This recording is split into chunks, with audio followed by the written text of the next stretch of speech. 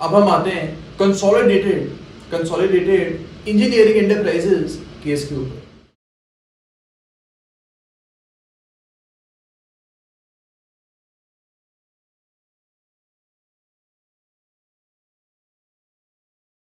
अब इस केस में बोला गया था कि सेक्शन नंबर 14 जो है ये कौन से केसेस पे अप्लाई करेगा, that on which type of cases section number 14 will apply.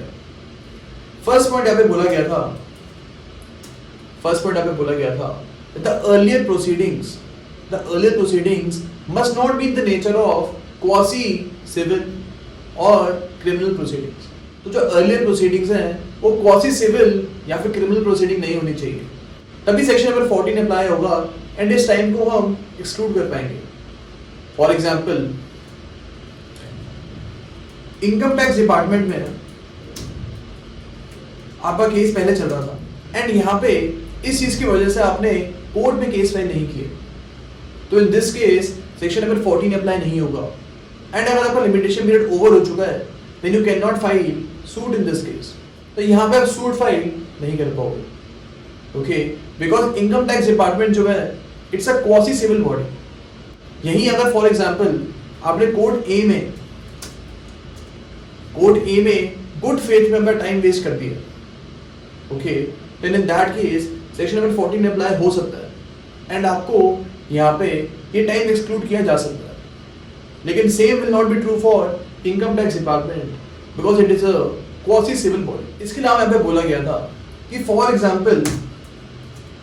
Example एक डिपार्टमेंट में आपने कंप्लेंट फाइल कर दी थी, फॉर एग्जाम्पल ऑफिस का एक डिपार्टमेंट है लीगल का, वहां पे आपने कंप्लेंट फाइल कर दी थी एंड यहाँ पे लिमिटेशन पीरियड फिर ओवर हो जाता, तो क्या जो डिपार्टमेंट में आपने अगर टाइम वेस्ट किया, इस चीज के सेक्शन नंबर 14 आपको हेल्प करेगा। यहाँ पे इस केस में बोला गया था that section number 14 will not apply in these type of cases where there is a departmental inquiry। तो ये चीज भी हमको यहाँ पे याद रखनी है।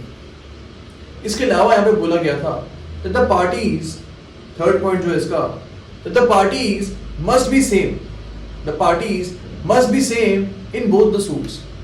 यानी जो अर्लियर प्रोसीडिंग्स चल रही थी वहां पे भी सेम पार्टीज होनी चाहिए थी एंड जो न्यू केस आप फाइल करना चाह रहे हो यहाँ पे भी सेम पार्टीज होनी चाहिए। फोर्थ पार्ट इसका बोलता है that the matter in issue in both the suits must be the same। यानी सेम इशू के ऊपर दोनों सूट्स में केस फाइल होना चाहिए। फिफ्थ पॉइंट यहाँ पे बोला गया था the burden of proof will be upon the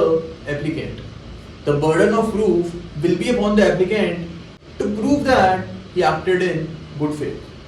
यानी एप्लीकेंट के ऊपर बर्डन ऑफ प्रूफ होगा कि उसको प्रूव करना पड़ेगा कि यहाँ पे मैंने गुड फेथ में एक्ट किया, ओके।